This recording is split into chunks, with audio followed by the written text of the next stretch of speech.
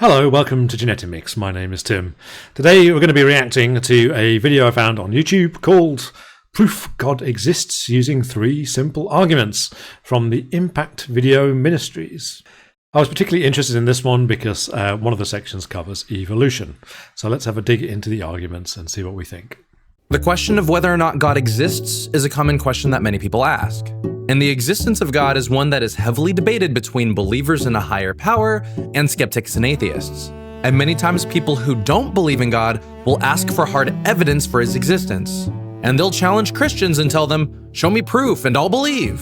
And to be honest, Christians can't give hard evidence that God does exist. However, just because believers can't show God physically, it doesn't mean there aren't any good reasons to believe in God. So in this video, I want to cover 3 reasons why people can believe in God. However, I should mention that these arguments should not be abused. For example, many people can enter into a debate of sorts and have the mentality to win and will refuse to listen to the other person and will only look for moments to make the other person look stupid for their lack of knowledge. Even now as I write, I know many people will watch this video with the mentality to prove all these reasons for God's existence wrong. Yeah, that's why we're here. So it's interesting to see him admit earlier on that there is no evidence for God's existence, and these are just arguments that are made. As someone with a scientific background, I do find arguments for God's existence to be somewhat weak sauce when I'm used to having empirical evidence. Argument number 1, the creation argument. This argument is also known as the cosmological argument. And while I could go through the argument in detail, where I go through each premise, I think it's better to explain it in a way that you can use it in a conversation. And if that doesn't make any sense to you, that's fine. All you need to know is that I'm going to break down this argument simply because you don't really need to know the premises unless you're in an actual debate. So the creation argument essentially states that everything that begins to exist must have a reason for its existence. So since that's the case, we as people should also have a reason for our existence. So this is the way it works. Everything that we see has a cause for its existence. Yeah, I wasn't sure to begin with because he seems to be using cause and reason interchangeably. But now that we've settled on cause, this is the Kalam cosmological argument. This is a fairly simple argument. I'm not quite sure why you wouldn't lay out the premises. It's really straightforward. It just goes, anything that begins to exist must have a cause. The universe began to exist, therefore the universe has a cause, and that's it. It's very carefully formulated using begin to exist, which is extremely poorly defined and which, in my opinion, undermines the whole argument. What does it mean to begin to exist? And we'll get into this when we start looking at some of the examples. Also, it's not at all clear that the universe began to exist in the first place. For example, we can look at a building and we can safely assume that there were architects and construction workers that were responsible for making it.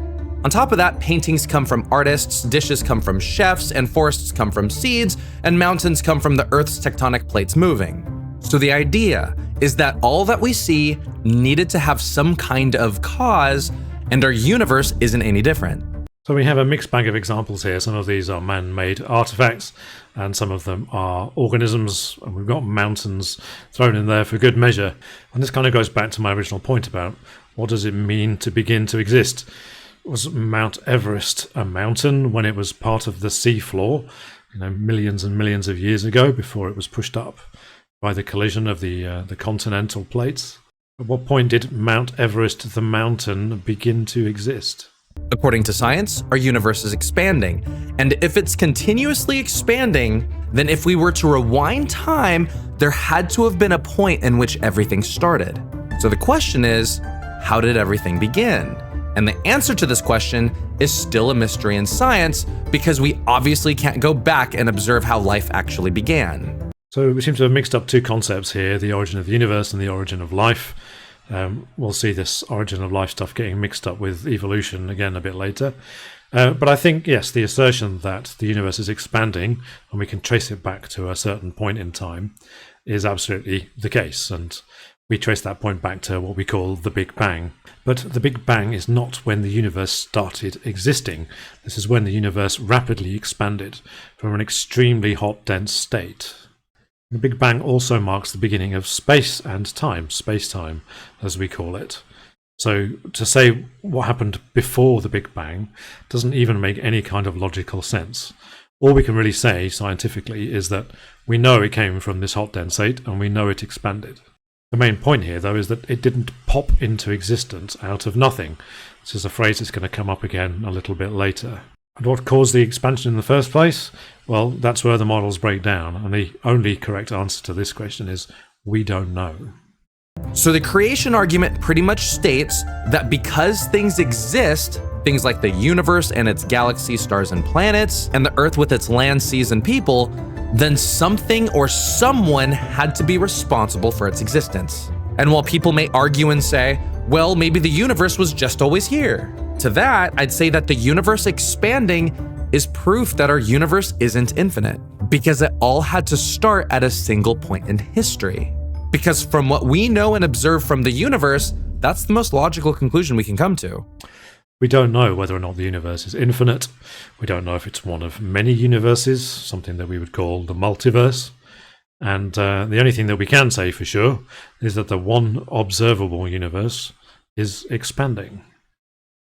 So if the universe and everything in it seems to have needed a cause or reason to exist, then God or some higher power seems to be the only explanation that makes sense. And I know some people will say, you Christians look at the unknown and turn off your minds and credit the unknown to God. At least scientists are out there observing and trying to figure everything out. Yeah, I largely agree with this. It's just another God of the Gaps argument. We don't know, therefore God. You know, back when I was in college, I sat in one of my friend's classes, and JP Moreland was the professor, and he taught his class something interesting.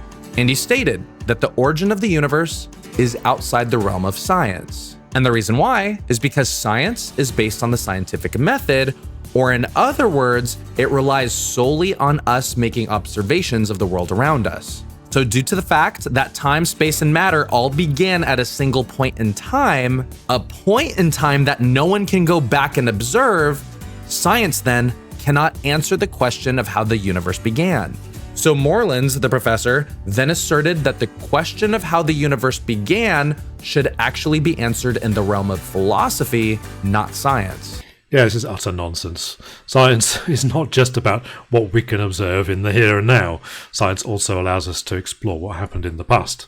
And I'm sure, most of you have heard of forensic science, looking at a murder scene and all the evidence available and putting together an idea of what actually happened in that particular place in the past, even though there were no other witnesses to the murder.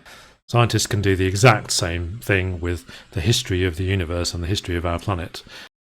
Observations that we make today, such as the expansion rate of the universe and the cosmic background radiation, both provide very strong evidence for the Big Bang. Yeah, I've heard this argument made before. It's complete nonsense. And I thought that was interesting. For me personally, if someone were to tell me, you're just turning off your mind and crediting the unknown to God, I'd respond, I'm not turning off my mind. I just think that a higher power that is greater than time, space, and matter can only be responsible for creating the universe that we observe today. Do you have a better explanation on why everything exists today? Because if you do, then I'd love to listen and I'm willing to learn. So if you're watching this and you're someone who does not believe in God, I'd challenge you and ask, how do you think we all came to exist? Because I think there needs to be some explanation on why we all exist, and I think that God creating everything seems the most likely and logical. Big Bang, stars, planets, elements, molecules, chemical reactions, biochemical reactions, emergence of life, evolution, complex life. And if you're a Christian and you're wondering how to use this argument in a conversation, you can simply ask people, where do you think we all came from? And how do you think the universe began? Because it did not just pop into existence, something or someone needed to have caused it. And if they argue and say, well, how do we know that? Things can just pop into existence, and that might be the case for the universe. To that, I'd probably say that we don't observe things popping in and out of existence freely in our day-to-day lives. So if that's the case, there needs to be a cause for the existence of our universe. And should people ask, well, who created God then? To help with that question, you can watch our video titled, Who Created God? The Big Bang is not a theory that we just popped into existence. It is a rapid expansion from a hot, dense state. That's it. Now, the only source that I'm aware of that claims that things popped into existence out of nothing is the story of creation in the Bible. Science does not say this at all. Argument number 2, the design argument. This argument is also known as the teleological argument. And in the same way that I skipped explaining the premises for the creation argument, I'll also skip that here, because the goal for this video isn't to prepare debaters, but to help Christians understand these arguments so that they can better be used in a conversation. So this argument pretty much states that complex and intelligent design must come from an intelligent mind or designer. Now, this was most famously done in Paley's watchmaker argument. If you find a watch on a beach, then you will posit a watchmaker. The watch has to have been made by an intelligence. The problem with this argument has always been that a watch is a poor analogy for a living creature. Watches don't live, breathe, have a metabolism, or reproduce. And the argument from design also runs into an infinite regress, because if something is complex, so complex it has to be designed by an intelligence, then the designer must also be even more complex and must also be designed by an intelligence, who must be even more complex, and so on and so on. So let's look at the complexity of people. And I cover this in our Is There Really a God video. And in it, I talk about how within a single person, they have a cardiovascular system, an endocrine system, a digestive, respiratory, excretory, lymphatic, nervous, muscular, and skeletal system. Yes, people are very complex, as are most mammals and reptiles and birds. But there are also many organisms on this planet that are a lot less complex. We see a whole gradation of complexity in the living world, all the way from single-celled bacteria with extremely simple cells to more complex single-celled creatures such as an amoeba, to the first multicellular organisms which just have a few cells, all the way up to things like sponges, which are a bit more complex again, but lack most of the features described, like a respiratory tract and a skeleton and all the rest of it. And we keep going up and up, plants, a bit more complex again. So we see this huge gradation of complexity in extant life on this planet.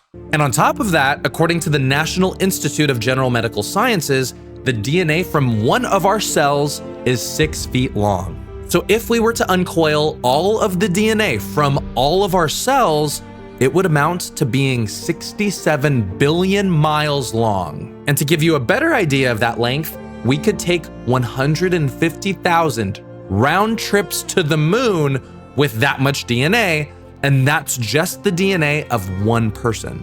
Yes, we have a lot of DNA, but other much simpler creatures than us have way more DNA than we do. So some plant species have, magnitudes more DNA than we do. So the amount of DNA is not a good argument for complexity. So the design argument would suggest that a person is too complex, and evolution could not have been the reason why people exist, regardless of how many billions of years occur. There's a gradation of complexity among living organisms. For example, it would be nonsense to think that a laptop in a forest got there by evolution. Because even if all the necessary parts of a laptop were in an area, and that area was untouched, and nature just had its way for billions of years, a working laptop would not be the result. This is the bad watchmaker analogy, just done with a laptop instead of with a watch. Laptops don't reproduce, they don't have metabolism, they don't undergo natural selection or random mutation. Yet many people who believe in evolution use this line of reasoning for people, and they'll suggest that the building blocks for people were in an area, and over time, an organism formed, and from that, it kept evolving until we got to people. Evolution is just the change of allele frequencies in a population over time. So it explains the diversity of life, not the origin of life, as we'll come on to again shortly. And evolution is not a belief. It's a scientific theory that's backed up by overwhelming amounts of evidence. And I do want to add that I do find a lot of credibility in evolution within a species. Like Darwin's finches, for example. Finches do evolve over time, but they don't become anything other than birds. And we do have wolves that mate with lesser violent canines. And evolution can create a bunch of different types of dogs. However, they stay dogs. It's evolution that turns species into other species, like fishes turning into birds and birds turning into dogs, that I would disagree with. And this is just a straw man of evolution. Now, it is safe to say that you cannot evolve out of a clade. So if you're a dog in the dog clade, you and your descendants will never be anything other than dogs, as in descendant from the dog clade. So all descendants of dogs will still be dogs, even if they end up looking nothing like the existing breeds of dog. All descendants of humans will still be human, even if they end up looking nothing like humans that are alive on the planet today. So this is just a mischaracterization. No one is saying that dogs evolved from birds. What we're saying is that birds and dogs share a common ancestor, which, if you go far enough back, was a fish. So in a very real sense, all land animals are still fish, a kind of fish, the lobe-finned fish to be precise. But just to reiterate, evolution does not say that cats become dogs or birds become dogs. Evolution says that cats and dogs and birds and humans share a common ancestor. And the reason why is because in our fossil record, I don't recall seeing much of any transitional species that were in the middle of evolving. All fossils are transitional. All species are transitional. There is no such thing as a final form. So going back to the argument of design, complex and intelligent design requires a complex designer. Who also requires a complex designer. So when you look at the complexity of people and all that makes up a single person, this kind of complexity had to have come from some higher power. So if you're someone that doesn't believe in God and you think that evolution makes more sense and that people did evolve, I would challenge you to think of a time when life can come from non-life. Or in other words, if evolution did start everything and the world started with a bunch of non-living things that people ultimately evolved from, can you think of another time when life was able to emerge from something that wasn't alive? Because if that's not the case, then where did life begin? So this is mixing up abiogenesis, which is the scientific study of the origin of life, with evolution, which is the scientific study of the diversity of life. So abiogenesis and evolution are different fields of study. Personally, I find abiogenesis a fascinating field of study, but it's almost for certain that we'll never know exactly how that very first life got started. What we do have is we have a very plausible set of hypotheses about how that might have come to pass. I'll probably do a whole series of videos about abiogenesis on my channel. Anyway, I see it being mixed up with evolution quite a lot, but evolution, it basically starts with the assumption that we've already got life. We've already got life up and running. And so if you want to try and fit your God in the gaps in somewhere, you could try and do it at the origin of life.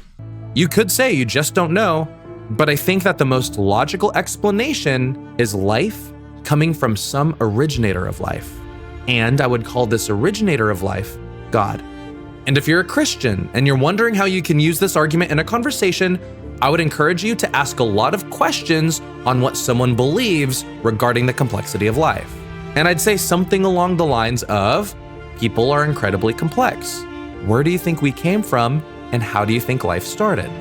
Life is just chemistry, complex chemistry. In my personal podcast, Practical Christianity, I interviewed my friend who works as a chemist, and I asked him what his view on evolution was. And he told me that as a chemist, he works hard to make sure that the chemicals he creates all have the correct measurements. So if his chemicals and complex compounds that he makes all require intelligence, he thinks that since the world and people have so much more complexity than the chemicals he makes, it only makes sense that a mind of greater intelligence is responsible for creating it. Life is just complex chemistry, and this is just an argument from incredulity. And argument number 3, the moral argument. This argument pretty much states that because people have universal laws that they all abide by, it's evidence of God, because he had to give people these laws. To explain it more, murdering babies, purposefully polluting water reservoirs, and other crimes like rape are wrong. And while that seems obvious that they're wrong, the question is, why do we think they're wrong? I don't particularly like the examples being used. I mean, unlawful killing and sex without consent are pretty much wrong by definition. I think it would be more interesting to have a discussion about killing is wrong or sex is wrong. I think you could have a much more nuanced discussion about morality starting from that basis. The moral argument suggests that these moral laws can't develop from a purely biological world, and that these morals need to come from a higher power or God. And the reason why is because if there was no God and we were purely biological beings, then we'd be no different than animals. Because lions can kill gazelles And dogs can go have sex with other dogs without their consent, but lions don't murder gazelles, and dogs don't rape other dogs. They're just acting like animals. We are animals. We're just a bit more intelligent than most other animals. Human morality, like all complex human behavior, is a mixture of nature and nurture. It's a combination of instincts that we're all born with, such as, the maternal or paternal instinct towards small children, and it's a product of the societies in which we're raised. The foundation for morality is really simple. It's just the golden rule. Treat other people the way you want to be treated yourself. This is the universal fundamental principle of morality for me. And you don't have to have a god to tell you that, right? I don't want to be murdered or raped, so I'm not going to rape or murder people. Really is as simple as that. So to really think about this argument, we need to consider why we as people think that things are wrong. Because if we truly did believe that our world was purely biological, then we couldn't say that what Hitler did was wrong. And according to the Holocaust Encyclopedia, Nazi Germany did not just kill Jewish people. They also killed black people, gay men, people with disabilities, and their political opponents. I don't want to be murdered, therefore murdering people is wrong. It's really simple. So think about this.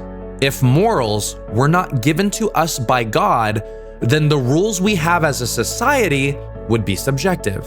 Meaning, what's wrong for me may not be wrong for other people, and we could then respectfully disagree. But this moral argument suggests that there are things that we can't respectfully disagree with. Like, we can't respectfully disagree with Hitler. What he did was morally wrong. But if we lived in a purely biological world, I'd argue that we couldn't say that he was wrong, because he was just doing what was right for him. Yeah, but it wasn't right for all the people he murdered, was it? So, I don't understand this argument. And people could argue that objective moral values could emerge from a society, but if objective moral values did begin within a society, how would we know which moral values to defend? Because different moral values could technically arise that contradict other ones. So how do we know rape is wrong? And if it is wrong, then how do we know it should stay wrong? I don't think the idea of objective moral values developing within a society answers this question. Treat people the way they want to be treated. It really is straightforward. I don't think there are objective moral values. I mean, child sacrifice used to be a thing, both in South America and also in biblical times, right? You'll find it in your Bible. You'll also find that God commands murder and rape. He's also a fan of slavery and genocide. So the ironic summary of this is, thank God we don't get our morals from the Bible. So all that to say, the moral argument states that because we have moral values that all our societies hold, values such as not murdering and raping people, it's indicative of some higher being giving us those values. So if you don't believe in God, I would challenge you to think of where your conscience came from. Like, you have a sense of right and wrong. So where did that come from? And why is it that humans are different from animals? And why can't we just kill and have sex with whoever we want to? The fact that as a society we collectively hold certain moral values is indicative of the fact that we are an intelligent social species who've come to recognize that the only core to morality is treating other people the way we want to be treated ourselves. Because I think that the best explanation for why we have this innate sense of right and wrong is because God put inside all of us a conscience that sees and holds universal and moral laws. And if you're a Christian and you want to use this argument in a conversation, I would encourage you to ask questions like, where do you think we got our sense of right and wrong? And do you think what Hitler did was wrong?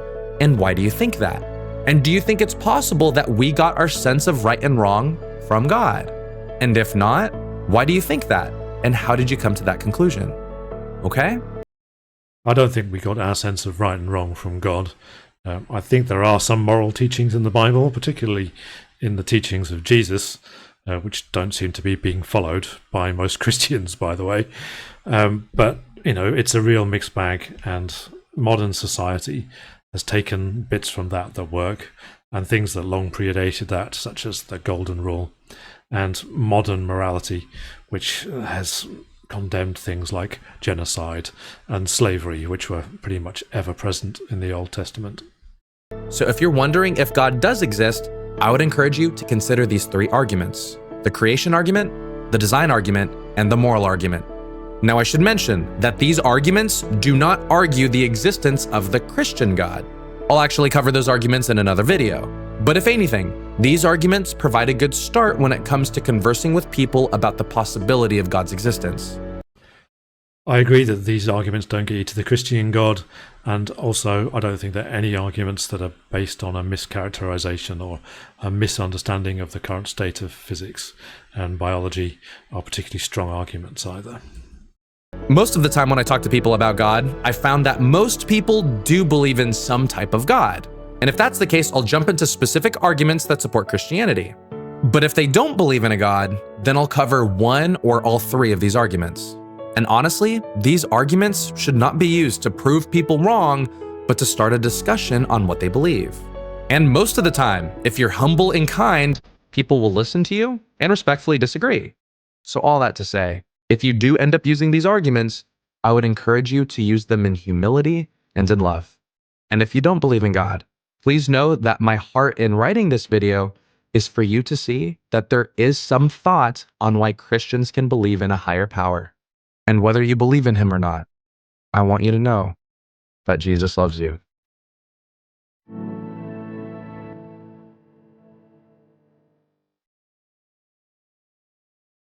I respectfully disagree. And that wraps us up for today. Please do the usual: like, comment, subscribe. My social media links and Patreon are in the description below. Thank you very much for joining me, and I'll see you again next time.